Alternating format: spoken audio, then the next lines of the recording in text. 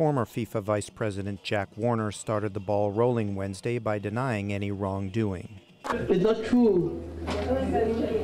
South Africa didn't give me any $10 billion bribe. Didn't give me any bribe. Later that day, he pointed his finger at FIFA's outgoing president. Blatter knows why he fell, and if there's one other person who knows, I do. Warner is one of 9 FIFA officials and 5 corporate executives indicted by the U.S. Justice Department on racketeering and money laundering charges.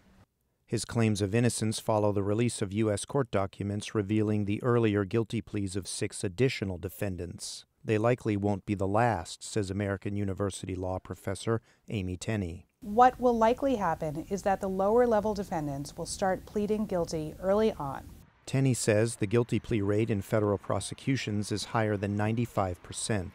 That means defendants tend to have a strong incentive to plead guilty to avoid long prison sentences. As part of their plea agreements, they're all going to cooperate with the government, provide information, which will allow the government to go up the chain. Although Blatter has not been indicted thus far, Tenney says he remains a target.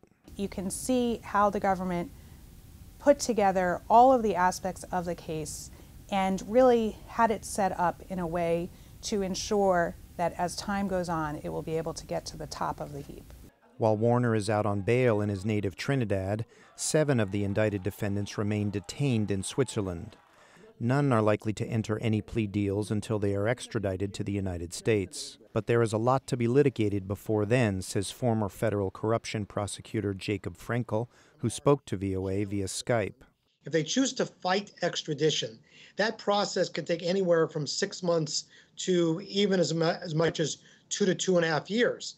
And while the U.S. is confident and it has resolve to extradite them, that does not mean it is a done deal. Frenkel agrees with Tenney. Chances are quite high the extraditions will occur. I do believe that the U.S. government has charged this case carefully to minimize the risk of whether it be Swiss law and exemptions under Swiss law or exemptions under the laws of any other country that would make it more difficult for an extradition to take place.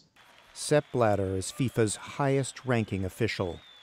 The plea bargains routinely used by U.S. federal prosecutors may yet bring him down. Mark Snowiss, VOA News, Washington. Interfere in the workers' unions, workers'